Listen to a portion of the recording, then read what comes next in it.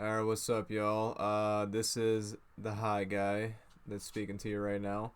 And I figured out, I figured that I should begin reading this thing that looks like a fucking encyclopedia. This beefy fucking this big fucking blunt object I ordered in the mail. Fire and Blood by George R. R. Martin. Some Game of Thrones type shit.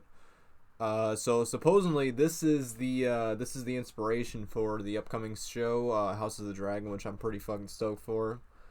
Uh, Never got into Game of Thrones when it was initially going on, but like I watched it afterwards, and I wish I was with it when it was like big. But it was pretty nice to have the luxury of watching the whole fucking show in like a matter of like maybe like a month or two. Like it was pretty fucking quick.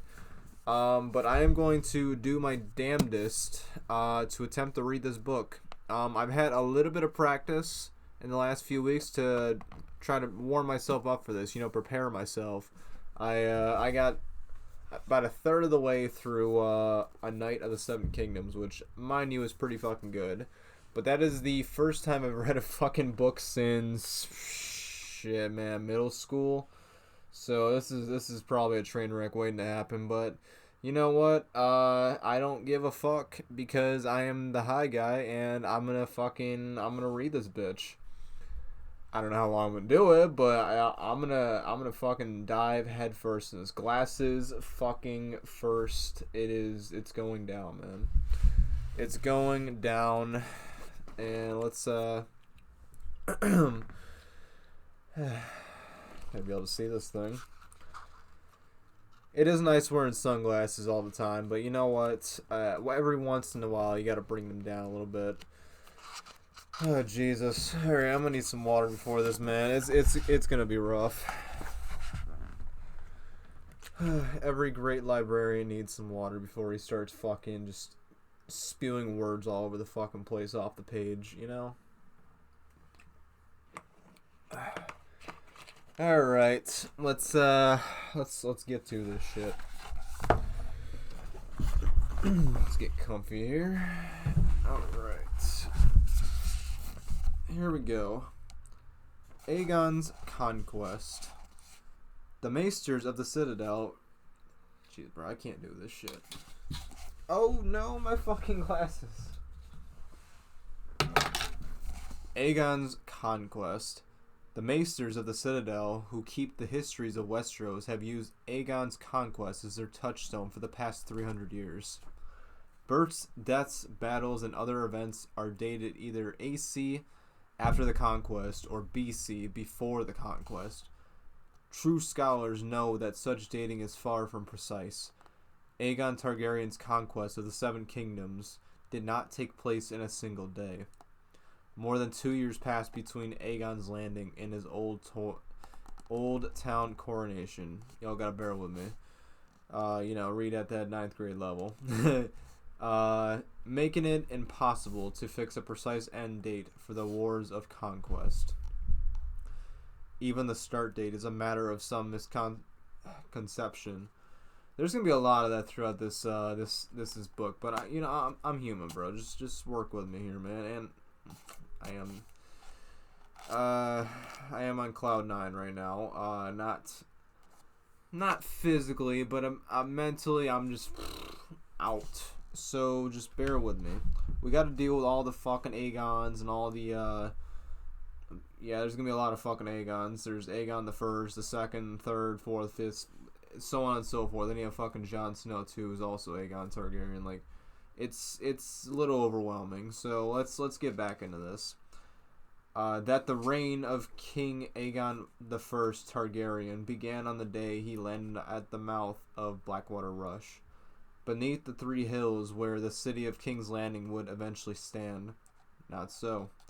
The day of Aegon's landing was celebrated by the king and his descendants, but the conqueror actually dated the start of his reign from the day he was crowned and anointed in the starry sept of Old Town by the High Septon. Wasn't so bad. We got through the first page. Of the faith. Oh, I gotta finish that sentence. Alright. This coronation took place 2 years after Aegon's landing, well after all three of the major battles of the Wars of Conquest had been fought and won. Thus, it can be seen the most of Aegon's actual conquering took place from 2/1 BC before the Okay. Yeah, well, he wouldn't be doing much conquesting after the initial conquest, so obviously it's that. Who knows? Maybe he wasn't satisfied. I mean, I'm pretty sure the Targaryens had at least like a fucking like 1,000-year dynasty over just over everyone, man. They had the Iron Throne. They were there until they were fucking dethroned in Robert's Rebellion. So yeah, let's get rolling on with this. The Targaryens were of pure Valyrian blood, dragon lords of ancient lineage. 12 years before the doom of Valyria, 114 before the conquest. I could say BC, but you know, they should have named it something else, you know, because BC is like, it's kind of like a time in actual time, you know. It's you don't want to confuse some people. Someone who's reading this thing for the first time, I mean, without knowledge of this world, would be like, what? This shit actually took place in 114 BC? Like, whoa, man. Like, so that means all this shit, it happened at some point, man. I mean, granted, dragons in the real world would be pretty fucking dope. But, I mean, well, I guess they could be real. It'd be fucking terrifying if they're real, but, like, if... It would also be pretty fucking dope. I mean, yeah, bittersweet, unless we can control the fuckers, you know? Because dragons, they'll fucking destroy everything, you know? But they're very majestic creatures from how they're depicted. Anyway, moving on.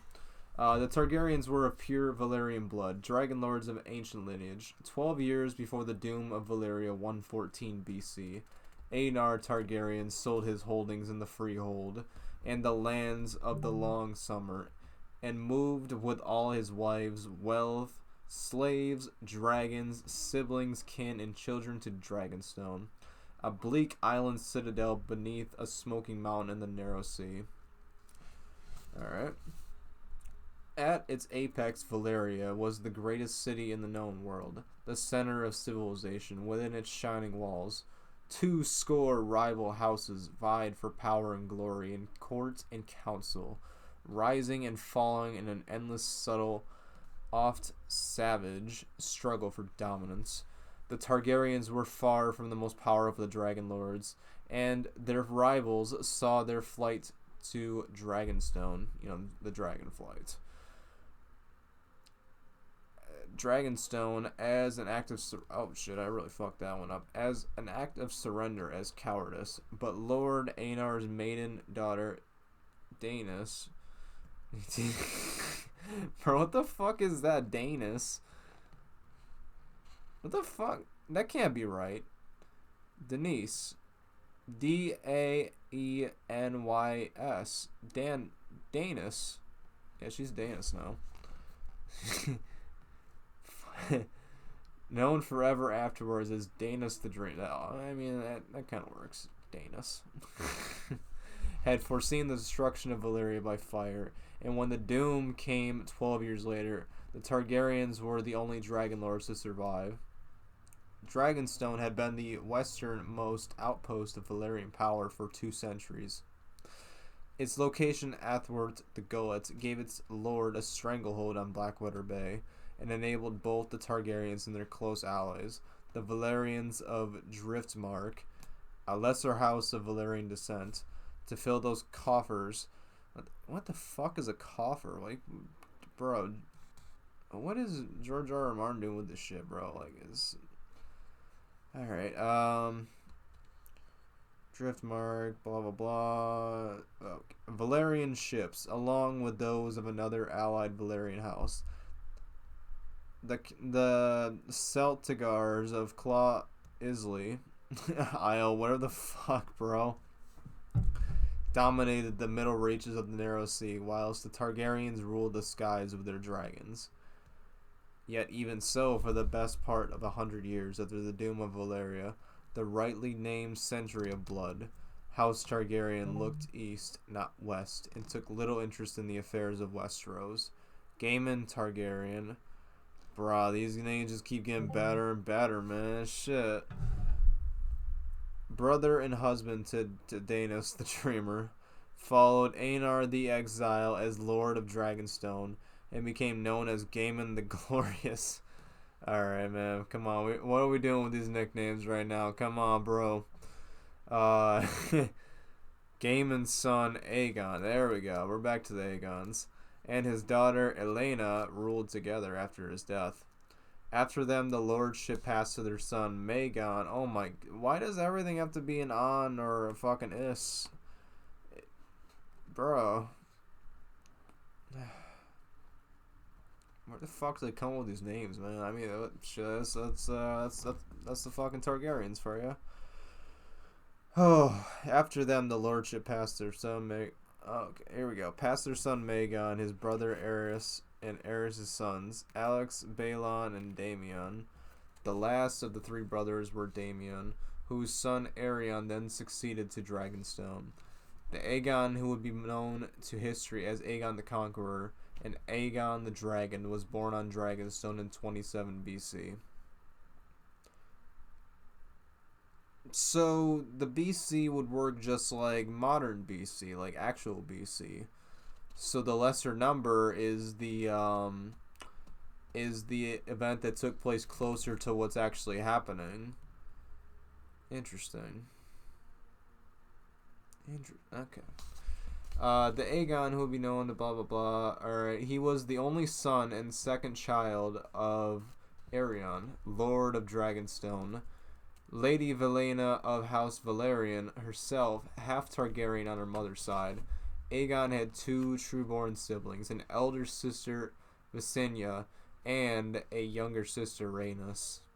It had been long the custom amongst the dragon lords of Valyria to wed brother to sister. Bro, what the fuck? Dude, what the fuck with this incest shit? Why is there so much fucking incest in Game of Thrones? Like, come on, bro. Like, you got the Lannisters, obviously, and then you have the fucking Targaryens. They want to keep their bloodline pure. Like, bro, come on now. Alright, but Aegon took both his sisters to bride. Fuck, bro, that's twisted, man. By tradition, he would have been expected to wed only his older sister. Visenya, the inclusion of Rhaenys as a second wife was unusual. Alright, though not without precedent. It was said by some that Aegon wed Visenya out of duty and Rhaenys out of desire. So, like, it's kind of like The Bachelor, but, you know, with, like, his sisters, like. Oh, man, this is gonna be a long book. Here we go. Fuck, we got another, over 700 pages of this, so let's get to this, boys and girls and everyone else. Shit. Let's do this. All right, let's get to this. A common myth oft heard amongst the ignorant claims that Aegon Targaryen had never set foot upon the soil of Westeros until the day he set sail to conquer it. Oh, you know what? I remember now. Yeah, so the dynasty for the Targaryens was actually over 300 years, because this is what started their dynasty. Like, it just clicked in my brain, man. You smoke all this fucking dope, bro, you just can't fucking, shit don't process like it's supposed to, man. But you know what? When it does, I'll know.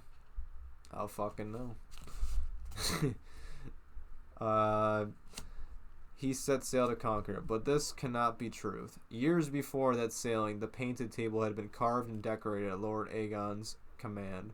A massive slab of wood, some 50 feet long, carved in the shape of Westeros, and painted to show all the woods and rivers and towns and castles of the Seven Kingdoms. Plainly, Aegon's interest in Westeros long predated the events that drove him to war. As well, there are reliable reports of Aegon and his sister Visenya visiting the citadel of Old Town in their youth, and hawking on the arbor as guest of Lord Redwyn. He may have visited Lannisport as well. Accounts differ.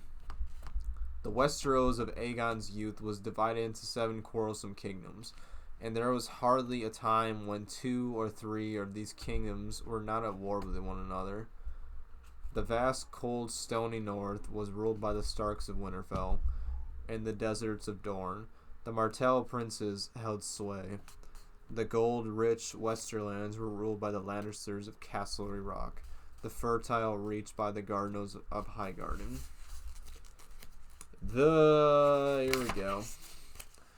Vale, the Fingers. So that's where the name Littlefinger comes from.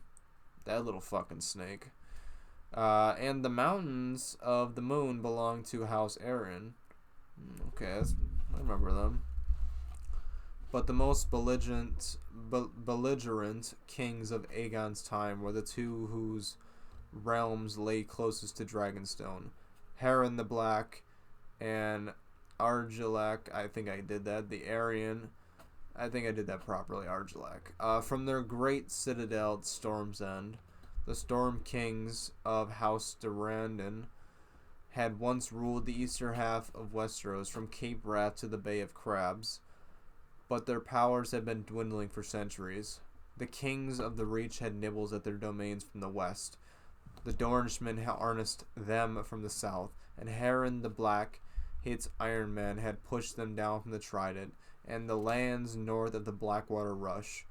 King Argilac, last of the Durrandon, had arrested this decline for a time, turning back as a Dornish invasion while still a boy, crossing the narrow sea to join the Great Alliance against the imperialistic Tigers of Volantis, and slaying Garth the Seventh Gardener, King of the Reach, in the Battle of Summerfield 20 years later.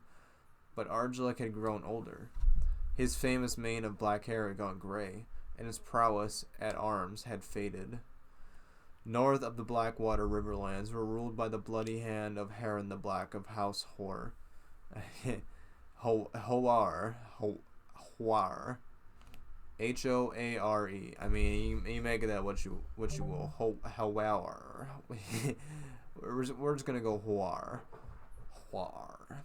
There we go. King of the Isles and the Rivers. Harren's ironborn grandsire, Harwin Hardhand, had taken the trident from Argilac's grandsire, Arik, whose own forebears had thrown down the last of the River Kings centuries earlier.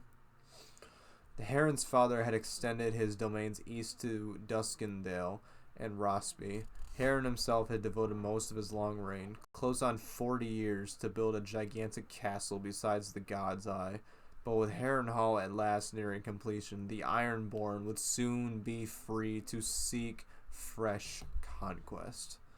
No king in Westeros was more feared than Black Harren, whose cruelty had become legendary all through the 7 kingdoms, and no king in Westeros felt more threatened than Argilac the Storm King, last of the Durrandon, an aging warrior whose only heir was his maiden daughter. Thus, it was that King Argilac reached out to the Targaryens on Dragonstone, offering Lord Aegon his daughter. What are you doing? That is my laundry, mister. I got my eye on you, Miles. Always going after my damn socks. Come on, bro. You made me lose my place. Not cool. Alright, offering Lord Aegon his daughter in marriage, with all the lands east of God's Eye, from the Trident to the Blackwater Rush, as her dowry. These fucking words, man. These fucking words. Aegon Targaryen spurned the Storm King's proposal. Alright, he said, fuck you. He had 2 wives, he pointed out. Bro, he married both 2 of his sisters. He probably has another one. He's just probably like, nah, let me get the 2 of the 3. Like, it's like I said earlier, man, The Bachelor. That's what this shit is. God, my phone is blowing the fuck up right now, man. It is never this fucking busy, but of course, while I'm doing a goddamn video, of course, now it decides to go. That's Discord for you. And the Downer lands being offered had belonged to Harrenhal for more than a generation. They were not Argilax to give. Plainly, the aging Storm King meant to establish the Targaryens along the Blackwater as a buffer between his own lands and those of Harren the Black. The Lord of Dragonstone countered with an offer of his own. He would take the dower lands being offered if Argilax would also cede Massey's Hook and the woods and plains from the Blackwater south to the river, Wendwater and the headwaters of the Mander. The pact would be sealed by the marriage of Argilax's daughter to Orys Baratheon. Okay, first mention of them. Lord Aegon's childhood friend and champion. These terms Argilax the Arrogant rejected angrily. Orys Baratheon was a base-born half-brother to Lord Aegon, it was whispered, and the Storm King would not dishonor his daughter by giving her hand to a bastard. Bastard. I can say that shit like Jon Snow. I am a bastard. Unfortunately, I cannot eat at the table because I am a bastard. Unfortunately. The very suggestion enraged him. Argilax had the hands of Aegon's envoy cut off and returned to him in a box. These are the only hands your bastard shall have of me, he wrote. Okay. Aegon made no reply. Instead, he summoned his friends, bannermen, and principal allies to attend him on Dragonstone. Their numbers were small. The Valyrians of Driftmark were sworn to House Targaryen, as were the Celtigars of Islay Isle. From Massey's Hook came Lord Bar Aemon of Sharppoint and Lord Macy of Stone Dance, both sworn to Storm's End, but with closer ties to Dragonstone. Lord Aegon and his sisters took counsel with them, and visited the castle sept to pray to the Sevens of Westeros as well, though he had never before been accounted a picious man. What the fuck, man? Come on. See, these fucking, like, these out of the ordinary words are just really fucking throwing me out of it. Like, I'm just on a roll here, and the fucking George just throws in a fucking curveball at me and just fucking throws me off track. That's really what's going down here, man. It's not because I haven't read too much in a while. It's all his fault, you know. On the seventh day, a cloud of ravens burst from the towers of Dragonstone to bring Lord Aegon's word to the 7 kingdoms of Westeros. To the 7 kings they flew, to the citadel of Old Town, to lords both great and small. All carried the same message. From this day forth there would be but one king in Westeros. Those who bent the knee to Aegon of House Targaryen would keep their lands and titles. Those who took up arms against him would be thrown down, humbled, and destroyed. Accounts differ on how many swords set sail from Dragonstone with Aegon and his sisters. Some say 3,000. Others in the hundreds. This modest Targaryen host put ashore at the mouth of the Blackwater Rush. On the northern bank where 3 wooded hills rose above a small fishing village. In the days of the 100 Kingdoms, many petty kings had claimed dominion over the river mouth, amongst them the darkling kings of Duskendale, the Macies of Stone Dance, and the river kings of old, be they muds, fishers, brackens, blackwoods, or hooks. Towers and forts had crowned the 3 hills at various times. Bright. Just ignore that voice crack. Don't even worry about that, man. You know what? On that cue, I think it's time to get some water. For the love of God. Never leave home without that big jug. boys and girls. It's gonna be a lifesaver one of these days. Alright. Had crowned the three hills at various times, only to be thrown down in one way or another. Now only broken stones and overgrown ruins remain to welcome the Targaryens. Though claimed by both Storm's End and Harrenhal, the river mouth was undefended. Excuse me. Whew, okay. And the closest castles were held by lesser lords of no great power or military prowess, and lords, moreover, who had little reason to love their nominal overlord, Harren the Black. Aegon Targaryen quickly threw up a log and earth palisade around the highest of the three hills, and dispatched to secure the submission of the nearest castles. Rosby yielded to Rhaenys. Is that how you say that? Rhaenys. Yeah, Rhaenys and Daenerys. Watch, one of the kids about to be named Anus. You know what's coming. They'll be spelling it like A-N-Y-S, like they're trying to be cute with that, but nah, their name is Anus. Like, bro, you're a fucking butt. Like, you're forever been named a fucking butt. Like, bro, it's he'll literally be the butt of every joke. Yeah, you know what I'm talking about. You know what I'm saying. Aegon Targaryen quickly threw up a long and earth palace. Okay, we already said blah blah blah, and dispatched his sisters to submission of the nearest castles. Rosby yielded to Rhaenys and golden-eyed Meraxus without a fight. At Stokeworth, a few crossbowmen loosed bolts at Visenya until Vhagar's flames set the roofs of the castle keep ablaze. Then they too submitted. The Conqueror's first true test came from Lord Darklyn of Duskendale and Lord Mouton of Maidenpool, who joined their power and marched south with the 3,000 men to drive the invaders back into the sea. Aegon sent Orys Baratheon out to attack them on the march. Interesting. So they're having the Targaryens and the Baratheons as allies early on.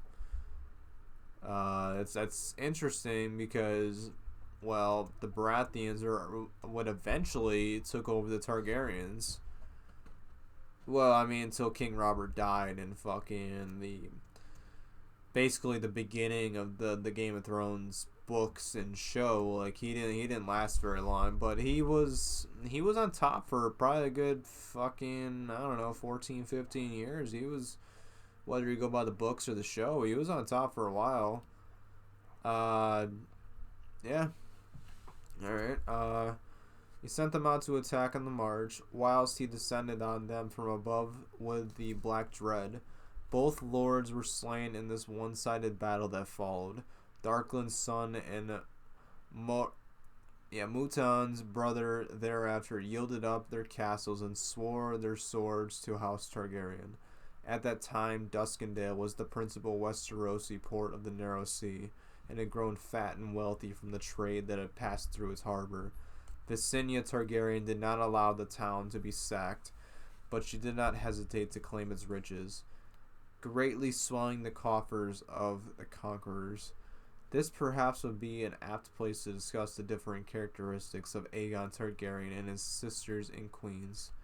Visenya, eldest of the three siblings, was as much a warrior to Aegon himself as comfortable in ringmail as in silk.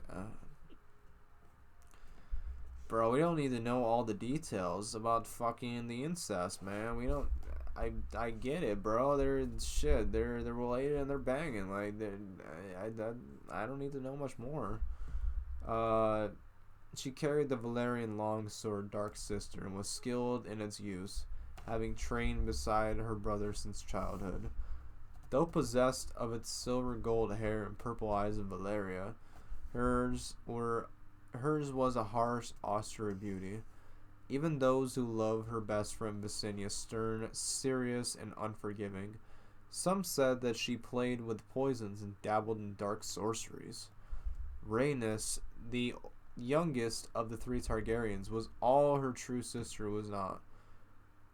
I don't even know why I said true. Playful, curious, impulsive, given to flights of fancy. No true warrior. Rhaenys loved music, dancing, and poetry. Lord, we gotta wrap this up in the next page or two, man. I'm losing my voice here. Let's see here. For above all things, she loved to fly. Yeah, I would love to fly too if I had a fucking dragon. Lucky bitch. She once was heard to say that before she died, she meant to fly Meraxes across the sea. Is Meraxes a dragon? So that's the dragon's name. Well, it's one of the dragon's names. You know, I do remember hearing a TV report about the show, how there's going to be about at least 17 dragons in this show, so it very well might be one of the dragons' names.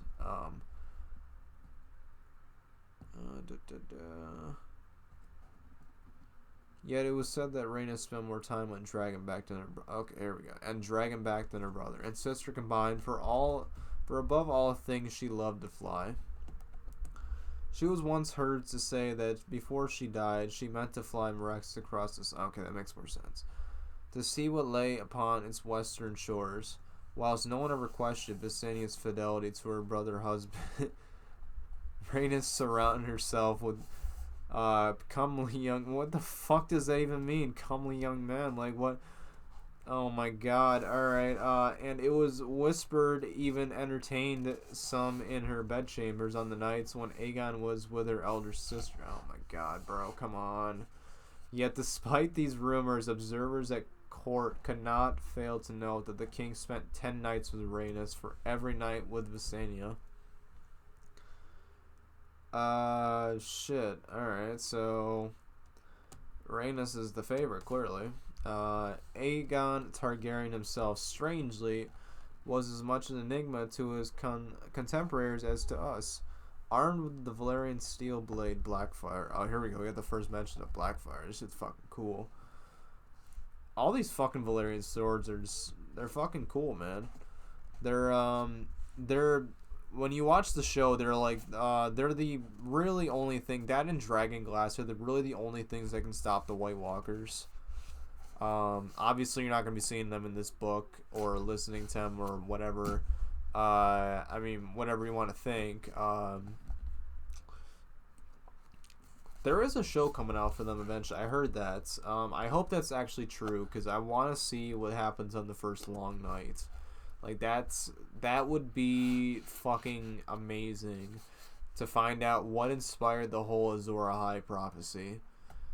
That would be just fascinating. And then you have the start of like the Night King and the Night's Watch and all that. That'd be fucking cool, man. A man can dream. A man can definitely fucking dream.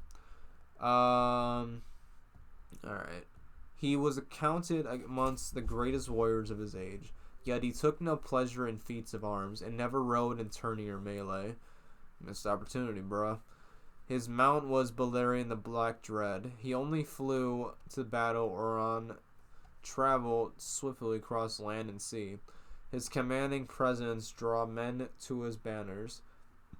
Yet he had no close friends save Oris Baratheon, the compassion of his youth. Women were drawn to him, but Aegon remained ever faithful to his sister. Well, at least he's faithful, you know. At least he ain't fucking he ain't involved in no fucking adultery, you know. He's loyal to his sisters. I mean, it's fucked up, but you know what? He ain't no goddamn cheater. You know what? That's something, you know. As king, he put great trust in his small council and his sisters, leaving much of the day-to-day governance of the realm to them, yet did not hesitate to take command when he found it necessary.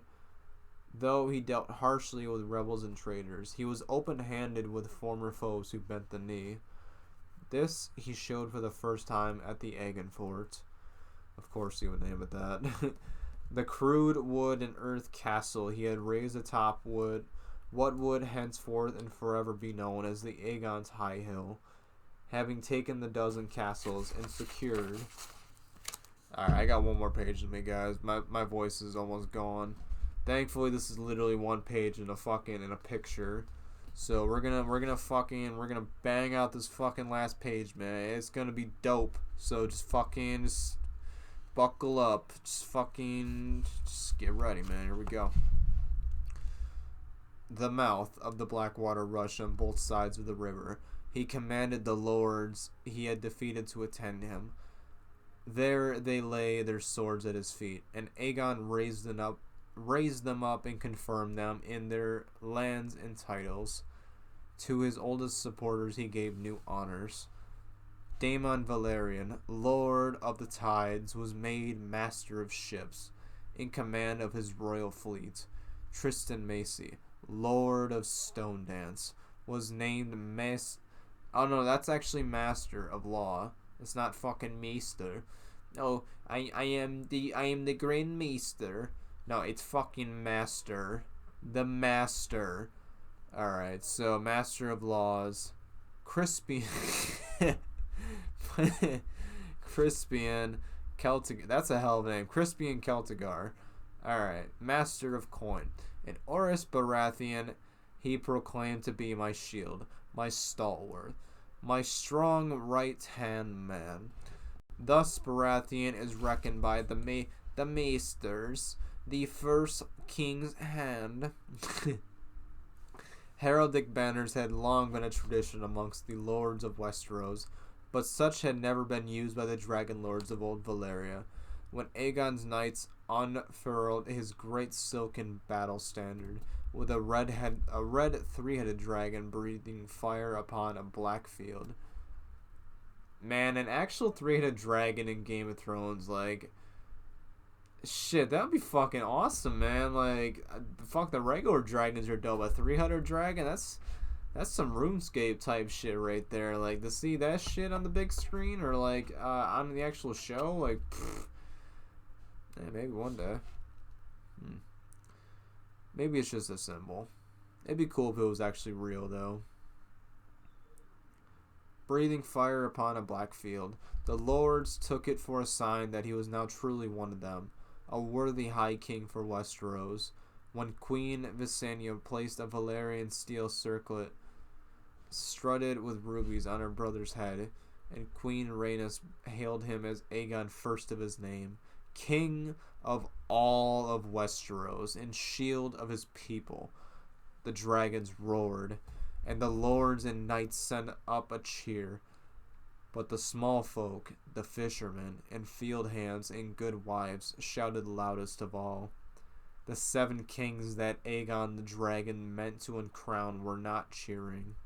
However, in Harrenhal and Storm's End, Harren the Black and Argilik the Arrogant had already called their banners. In the west, King Mern of the Reach rode the ocean road. It's road, but it's two different fucking spellings. So he rode the road. Okay. North to Castle Rock to meet with King Loren of House Lannister. Okay, we got some Lannisters in there now. All right, we've heard of the Starks. We've heard of obviously the Targaryens because it's their fucking book. Now the Baratheons, and now the Lannisters. The big four, if you will. With Game of Thrones. The Princess of Dorne dispatched a raven to Dragonstone, offering to join Aegon against Argilik the Storm King, but as an equal and an ally, not a subject. Another offering of alliance for all the lands east of the Green Fork of the Trident, for the Vale's support against Black Heron. Even in the north, King Torrhen Stark of Winterfell. Torrhen Stark. Okay, so he was the last king of the North before Robb Stark. That's something to take in, I'll say. He sat with his lords bannermen in council late into the night, discussing what was to be done about this would-be conqueror. The whole realm waited anxiously to see where Aegon would move next. Within days of his coronation, Aegon's armies were on the march again. The march. The greater part of his host crossed the Blackwater Rush, making south for Storm's End under the command of Orys Baratheon. Oh no, we gotta cut it short here, man. Oh, not even short. This shit's 40 minutes. It's way longer than I thought it would be. So yeah, here's the picture if y'all want to check it out. It's pretty fucking dope. No pun intended there. Yeah, it's, I don't know if you can see it there, but yeah, that's the happy family there. You know, keep it all in the family. Yeah, the faithful man in the middle, just fucking banging the sisters. You know, nothing crazy going on here. You know, this is just fucking business as usual for the Targaryens. So yeah, shades need to go back on, man. Whew. Okay, that's much better. Alright, so shit, let me know how I did in the comments. I didn't think we'd go 40 fucking minutes, but like here we are. Yeah, man, I had fun with that. I mean, I wish I had a little more time. I would have gone a little further, but yeah, this was fun. I didn't know how this was gonna go, but I actually enjoyed myself doing this. So yeah, I mean, I'm gonna try to make this a weekly thing. This is not gonna be an everyday thing because I'll lose my voice in a very quick amount of time. That's definitely for sure. Yeah, I'll try streaming on Twitch. You play some fucking games on there. I was thinking about checking out the Game of Thrones game. I bought it. I gotta get around to it. Either it's gonna go down. Either maybe I might record maybe tomorrow morning. I'm not sure yet. We'll see. At some point in the near future, it's definitely going to be a possibility. Well, not even a possibility. It's a certainty. It's going to happen at some point. It's an absolute. It's the old Sif thing, you know. I don't always speak in absolutes, but I do sometimes. So like this is definitely one of them. This is going to happen at some point, and you better fucking stay tuned for that shit. Not to mention I ordered Jurassic fucking Park in the mail, so that is absolutely gonna be fucking read at some point. Best believe, man. Especially when I heard how different the book is from the movie. I fucking loved Jurassic Park growing up. So reading the book is just gonna be fantastic, you know? Yeah, I gotta quit rambling on here. I know you guys don't want to get on with your day. I don't want to hold you up. So, yeah, please, thank you all for watching. If you've made it this far, like, bruh, love you, man, woman. I love you all who are fucking watching this shit right now. You're, fucking legends. So yeah, let's wrap this up here. Subscribe, like the video if you liked it, comment down below, fucking suggest things. I'm open to all suggestions, man. Like, I'm having fun doing this, man. It's just gonna keep fucking getting pumped out. I gotta get a fucking new camera soon. I'll replace this fucking toaster I got running over here, and shit. Alright, I'll be here for all of you. Appreciate your time, guys. And remember, stay high.